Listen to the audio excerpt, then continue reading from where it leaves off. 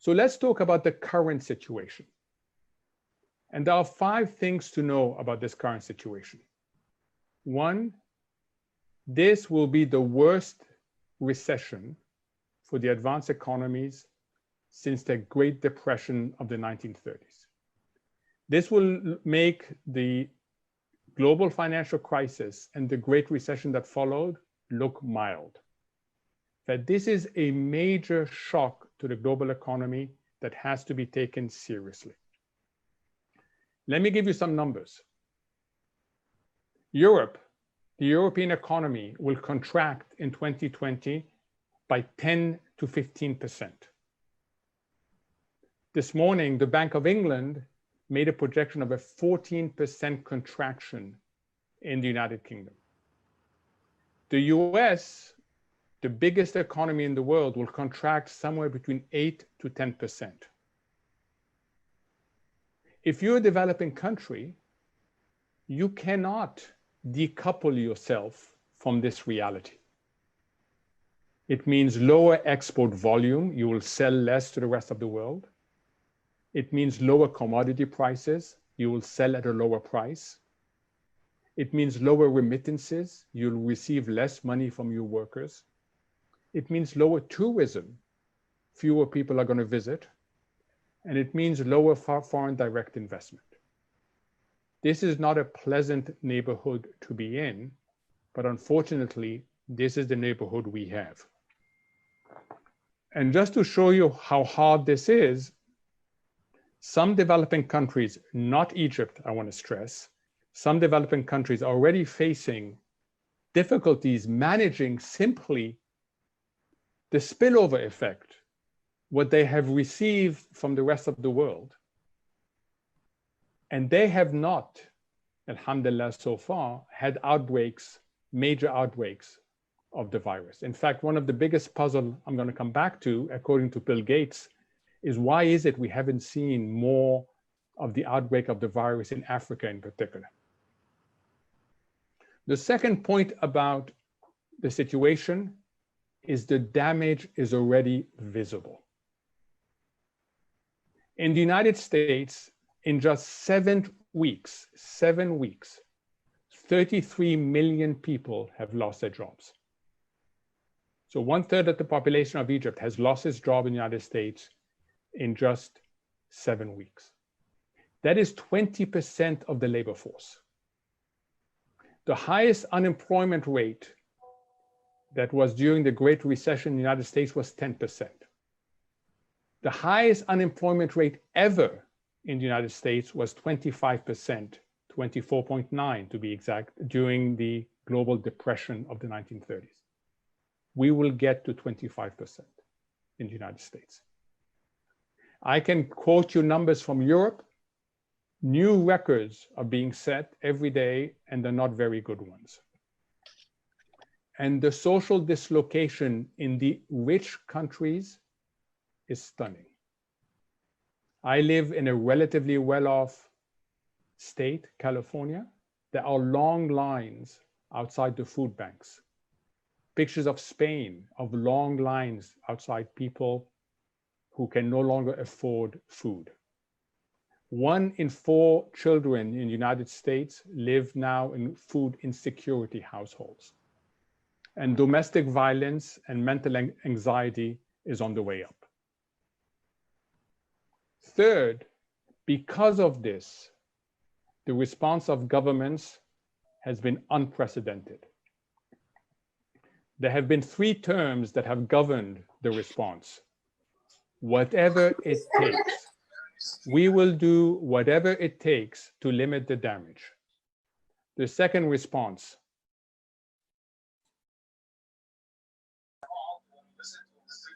Whole of government. This is not up to one government agency. This is not up to one central bank. It is everybody that is in a war. And the word war is being used over and over again. A war against hunger, a war against death, and a war against economic damage. The numbers in the United States that this has involved are in the trillions. So far, $6 trillion have been thrown at this problem. 6 trillion. And it's all about relief. It's all about containing the damage.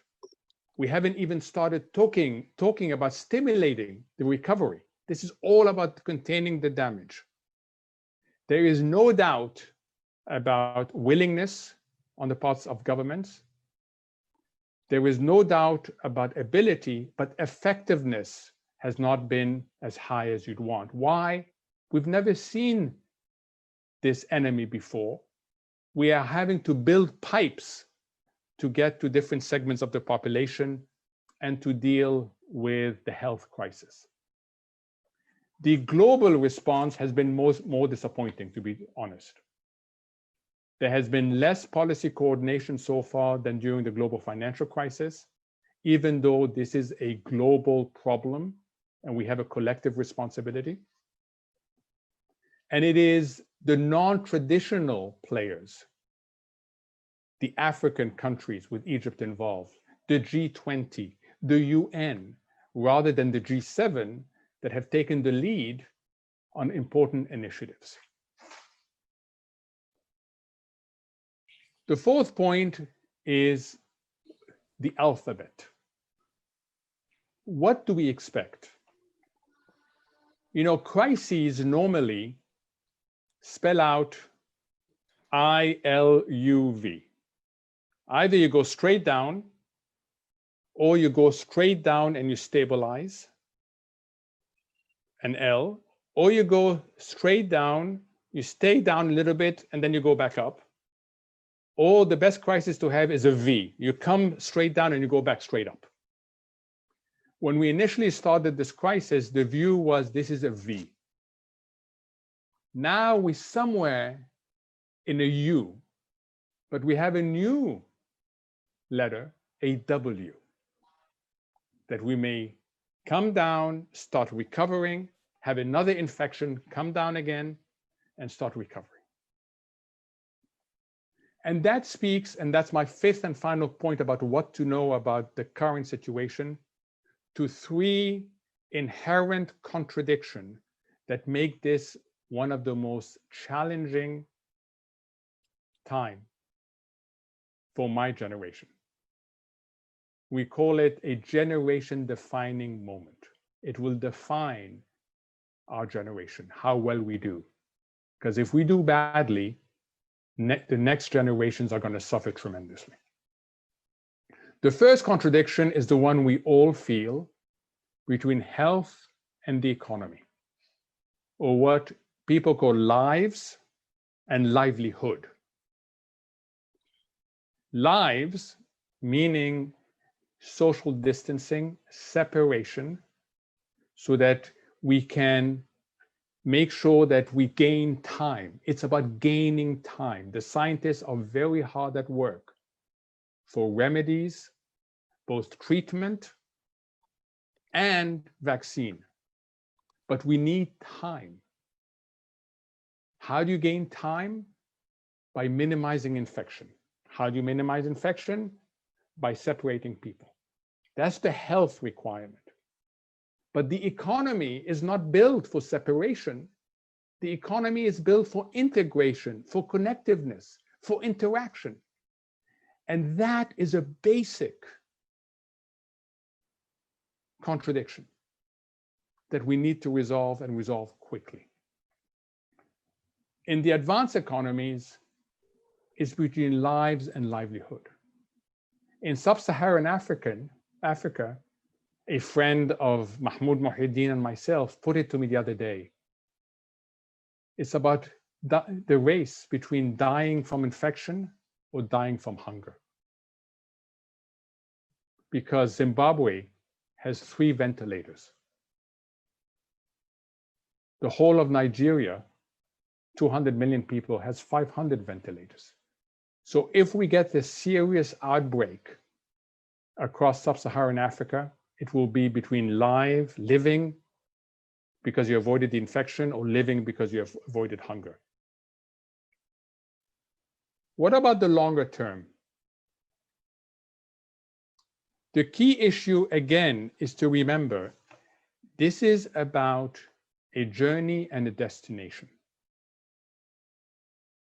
We already know what is looking different about the destination.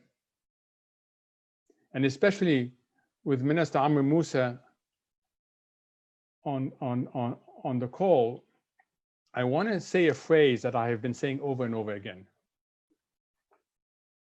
Anybody in foreign policy, anybody in defense will tell you that when you are faced with a war, the challenge is not simply to win the war. The challenge is to secure the peace. You have to also win the peace. Because if you don't win the peace, you create another problem down the road. In response to the 2008 and 2009 crisis, which was also a war like today against global economic depression, that war was won, but the peace was lost. We didn't get high, inclusive growth. We didn't pay attention to our planet. We didn't pay attention to financial stability. We didn't pay attention to inequality as a global economy. And the result of this, we entered this crisis very weak because we never secured the peace. So when we look in front of us, we need to both win the war and secure the peace. It's not going to be easy. It is doable, but it's doable with leadership, visionary leadership. And this is particularly important in the advanced world, in the industrial countries. Why? Here is what we know already about the post-COVID-19 economy. One, everyone will have more debt because in the short term, you're doing all you can in order to contain the damage, because the short-term priority is to stop short-term problems becoming long-term impediments. You don't want the people who lost their jobs in the short term to become long-term unemployment. You don't want a small business that simply has no sales, a restaurant that cannot open, an airline that cannot operate, to suddenly become bankrupt. So how do you do that? By borrowing. You borrow and you borrow and you borrow. So we're going to come out with every segment of society that has higher debt. And the debt levels in the advanced countries are going to start looking like the debt levels in the developing world. The thing we're going to come out with, and Minister Amr Moussa talked about it, is deglobalization. There's going to be two elements of this deglobalization. And unlike the previous two shocks to globalization in the last 10 years, it will involve companies and households. So if you remember, the shock to globalization in the last was about 2010, 2011, when you had a social backlash. When segments of society said in the advanced world, this is not working for us. They felt marginalized, they felt alienated. Why? Because they blamed China for losing jobs. They blamed companies for taking production to the developing countries. And the result of that was political anger. And the result of that was very unlikely outcomes. Brexit in the UK was due to political anger and a sense of we need to regain control from somebody else. The election of President Trump was also an element of political anger. And the rise of nationalism was another element throughout Europe. This the second shock, was the trade war between China and the US. This third shock has a geopolitical element on it Already the United States and some European countries are blaming China. You did not tell us enough. You hid the facts from us. There's talk about China not living up to its responsibilities, its global responsibilities. And there's even talk in the US Congress of forcing China, although it's not going to happen in any way, of making payments to compensate for victims.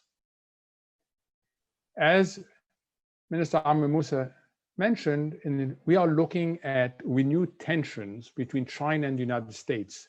You cannot globalize the world when the two largest economies are fighting. The other reason why we're going to get deglobalization is company behavior. Companies have realized that their romance, the way they've embraced globalization, which means put production where it is cheapest, which means just-in-time inventory financing. All that is efficient, but it's not resilient. So we're going to see a swing in the pendulum from efficiency to resilience. People are going to localize supply chains. They're going to bring back supply chains. And going to come out in the West with something that's very familiar for many developing countries, which is an entanglement of the public sector with the private sector. And in the case, I can talk to the United States, it's going to look like a spaghetti bowl. It's going to look very messy because no principles are governing this entanglement. People are reacting to what they see, bailing out the airlines, the Federal Reserve flooding the system with trillions of dollars. It's a complete spaghetti bowl that will result in lower productivity. That lower productivity means lower growth, and it will mean, unfortunately, a greater inequality of income, wealth, and opportunity. So how do we navigate this? And by we, I mean countries in the developing world, I mean companies, I mean households. When I grew up, believe it or not, and I suspect 90% of the people on this call will not know what I'm talking about, but I didn't want to be either Ahlawi or Zamalkawi. I didn't understand why I had to be forced into that choice. I loved the color blue, and I became a Tirsanawi. And at that time, Tirsana was actually in the Premier League of Egypt. And what put Tirsana there is it had defense and offense. In offense, it had, of course, Mustafa Riyad, who to this day is the third leading scorer in Egyptian football, and El Chesney. They were amazing offense. In defense, they had Hassan Ali in goal, El Estik, who somehow managed to do things that people didn't understand. And this defense and offense is the combination everybody needs today. For defense, I'm going to use the words resilience and optionality. And for offense, I'm going to use the word agility. The first thing about defense is don't score an own goal. Don't make things worse for yourself when you're already under pressure from somebody else. How can we make things worse for ourselves? One is denial. We simply refuse to understand that this is a generation-defining moment. It is. Secondly, what's known as adjustment fatigue. We get tired. We are taken out of our comfort zone. We don't like it. And we decide that we'll go back on our comfort zone on our own rules. But the world doesn't allow for our own rules. So we have to fight what's called adjustment fatigue. Thirdly, to think that there is precision. To think that we can accurately project what's ahead. No. You can talk about scenarios, and you have to have your minds open to scenarios. I got in a very unfortunate conversation on television at the beginning of this whole thing, when I was shown revised growth rates for the United States. that were specified with confidence to 1 decimal point. And I was asked to react. And I said, that's absurd. Let me take the example of a house. The exact decimal point suggests I know which apartment, in which building, in which street, in which city. I don't know what city we're going to be in because this is so unprecedented. Precision is impossible because this is a health emergency. We don't know about the rate of infection. We don't know about the rate of reinfection. We don't know about the vaccines. We don't know about the treatment. We simply don't know. And therefore, your mindset has to deal with scenarios and not precision. The next trap is never let the best be the enemy of the good. When you're dealing with crises, you have to make decisions quickly. You will never have full information. But be open to changing your mind as you get more information. That is really important at every level, companies, governments, and households. You have to be able to manage through a really difficult journey, and it's not going to be easy. And I wish I could say it's going to be easy. It's not going to be easy. I'll come back to how it actually looks in practice. And then there's the offense side, which is the emergence from the crisis management. You need agility. You need a realization you may have to do things differently. We may have to live with the virus. In fact, the reason why a W is likely is because we will end up living with the virus for a while. Everybody wants what's called community immunity, that all of us are immune to the disease. But vaccines are still a distance away. We will not get community immunity. So we will learn to live with the disease. And we need 2 things to know how to live with this disease. And it's not going to come easy. One is to reduce the damage it creates. Right now, if you get the coronavirus, the only answer is to give you time for your body to fight the virus. That is not a great proposition, especially if you're old like me and you have pre-existing conditions. We are going to have treatment, remedies that will help you fight it if you get it. And the second way, of course, of living with it is to have the ability to have the hospital beds, the ventilators, and what you need.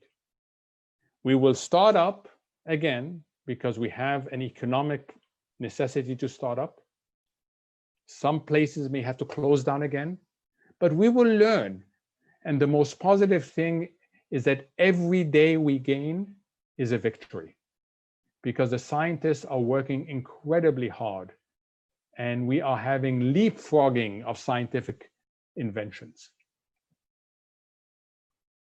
Once we have figured out how to live with the infection, we have to counter this slower global economy that we cannot change.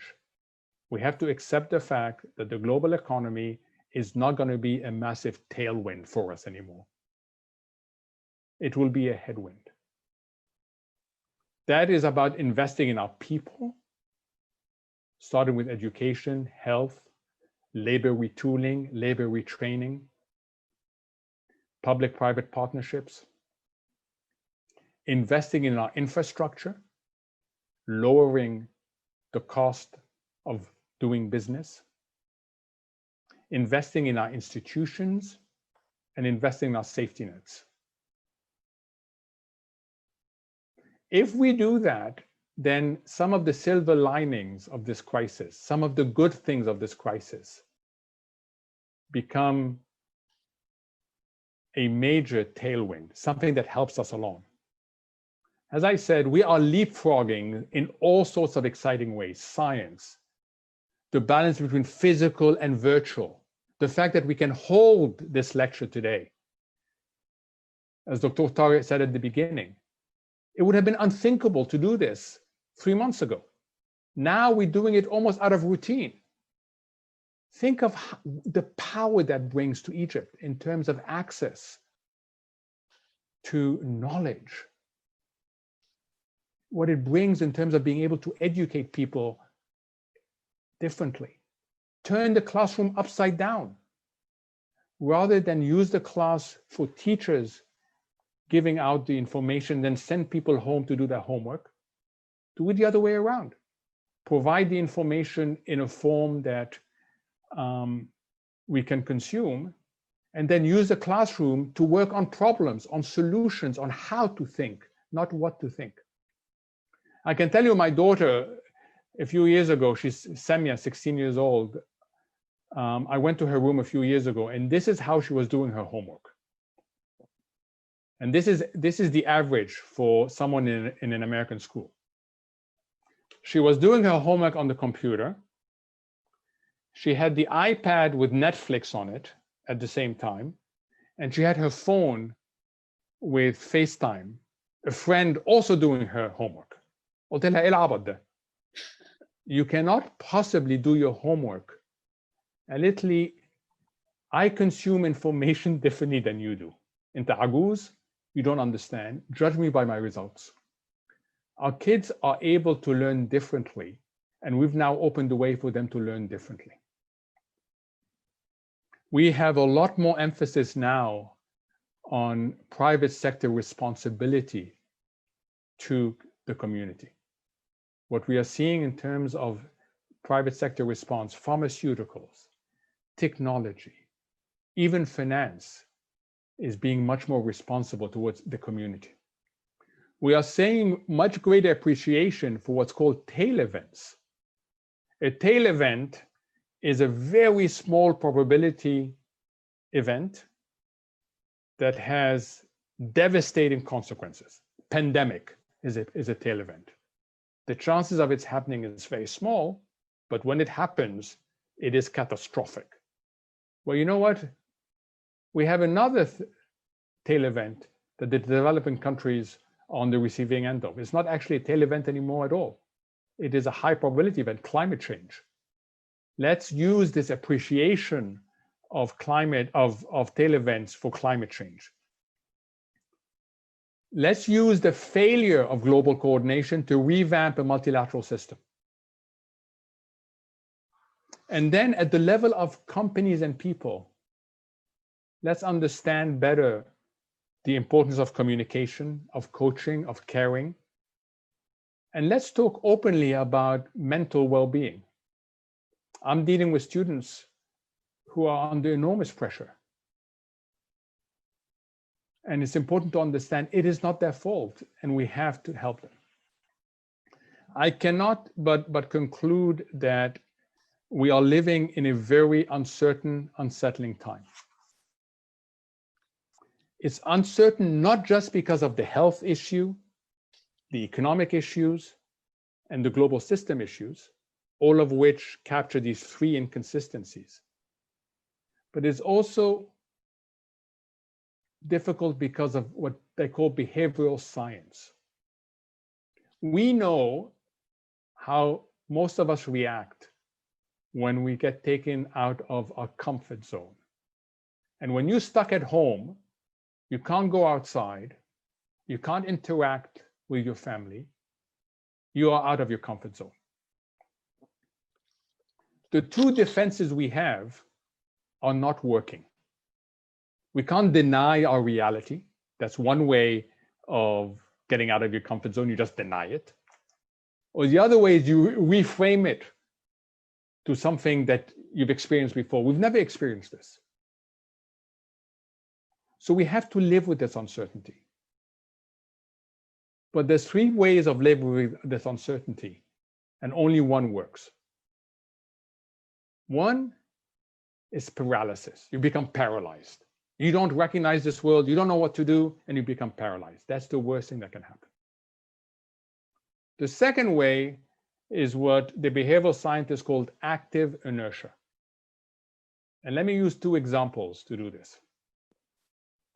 Since I since I also have a US passport, I'm going to use the example of the US tourist that goes to a country and asks for something in English. And the person on the other end doesn't speak English. So they go like this. The most likely reaction of the American tourist is to realize they have to do something different. Their mind becomes active. It's not working. I have to do something different. And what is the most likely thing they will do different? They will say the same thing in English, but louder. That is called in business active inertia. You know you have to do something different, you end up doing the same. Professor Don Sull at the London Business School has written books on why the most successful companies fail when there's a paradigm change. These are very successful companies. Let's take the example of IBM. We all know IBM. IBM in the 1980s, early 80s, was the dominant brand in technology, the most profitable company in technology, and had massive research and development budgets. IBM identified the personal computer revolution. IBM knew that this was changing its paradigm because it was a mainframe company, and along comes the personal computer. IBM understood that the right response was to do less of what they were doing and do more of the tail events. What are the tail events? Enter the personal computer space to capture the clients that were going to go from the mainframe to the personal computer, and 10 times more clients coming from the outside. But in order to pay for this, take your mainframe upstream, provide premium services at premium prices. The perfect policy response. It was approved by management. It was approved by the board. A year later, IBM was almost bankrupt. So think about this. The best brand, the most money, very good brains, and the right strategy. Why? Because they couldn't convince their people to do something differently. The people ended up doing more of the same. So they starved the two and ended up doing more of what was no longer required. So be careful of active inertia, because that's the most likely problem we'll have at the government level, at the household level, and at the company level. You need a mindset that allows for scenarios, that embraces uncertainty, and that asks, and that's where I'm going to end, the most difficult question of all. And it's a question that we hate asking. In a world of unusual uncertainty, the chance of making a mistake goes up. No one wants to make a mistake. But when you are operating in unusual uncertainty, you may end up making a mistake. The question you need to ask yourself is, what is the difference between a mistake I can afford to make and a mistake I cannot afford to make? And understand that difference and think in that space for a while until you get more certainty as to what's ahead. And I have no doubt that Egypt in particular, with its people, its culture, and its network of families, will be able to manage that as long as we embrace the reality that we're facing and deal with resilience, optionality, and agility. Thank you, Dr. Tariq.